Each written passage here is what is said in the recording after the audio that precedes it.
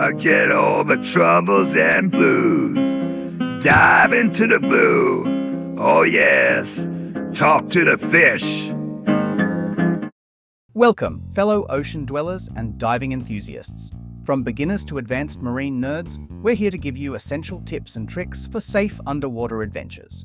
I'm Jack, your go-to clownfish host, and today we're diving deep into a topic that's been bubbling under the surface: carbon dioxide and its sneaky underwater dangers.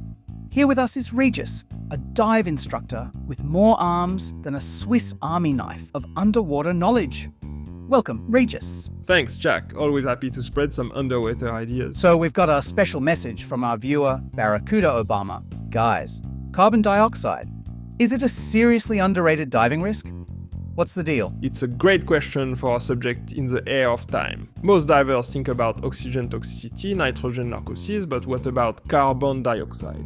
They are swimming in ignorance. Sounds dramatic. Break it down for our viewers. Imagine your lungs as a complicated pump. Underwater, they become less efficient by the water pressure. Talk about being the most efficient breathing system since evolution moves humans away from gills.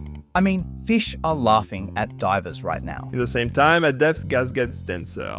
Overall, every breath requires more effort. So it's like trying to breathe through a thick milkshake? And since it's more difficult for the lungs to work, it's more difficult to remove all the gas, with a risk to go to the hypercapnia, the accumulation of CO2. The dioxide starts building up faster than a tourist collecting seashells. It's precisely the problem.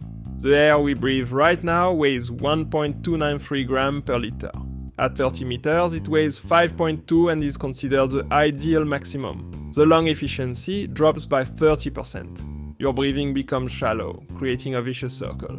More effort, so more CO2, so more panic. To freak out underwater? That's a nightmare scenario, even for a fish. Much current research, such as that of Professor Simon Mitchell, tend to raise awareness that gas density and the resulting hypercapnia constitute an underestimated danger. Excess CO2 can cause serious problems. Imagine black narcosis striking mid-dive. Sounds scarier than a shark at a fish party. So, Regis, tell me about these CO2 accumulation scenarios. Make it spicy. Buckle up. 3 underwater breath traps. First, the bad breathing. That's the panic dance. Breathing sounds like a nightclub underwater. Poom, poom, poom. That's a good disco rhythm. Indeed. And these shallow breaths trigger anxiety, while anxiety will trigger even more shallow breaths. It's a respiratory conga line of doom. Yep. The second buildup, the gas density. Let me guess. Breathing gets as thick as my grandmother's seafood chowder? As we say earlier, deeper you go, denser the gas. It's easy to pour water through a straw, much less so if you try with soup. Your fine bronchioles struggle to flow air as thick as molasses if go deep. Your lungs work harder than a seahorse trying to swim against a current. Now we have a third cause, the equipment rebellion. Equipment throwing a tantrum? A regulator acting stubborn can decide to make your breathing far less easy. But basically, diving is just negotiating with your own breath. Welcome to Underwater Survival 101. Now let's say you have a good breathing pattern, a good regulator, and not going very deep. But the CO2 accumulation is still possible. There are some triggers for that. Breathing trouble triggers? Hit me. The physical effort. Like wrestling an angry eel? You get the idea, Jack. More muscle work means more CO2 production. Okay, what else? You have, of course, the stress. In short, panic mode activated. Your body becomes a CO2 factory when you start to be anxious.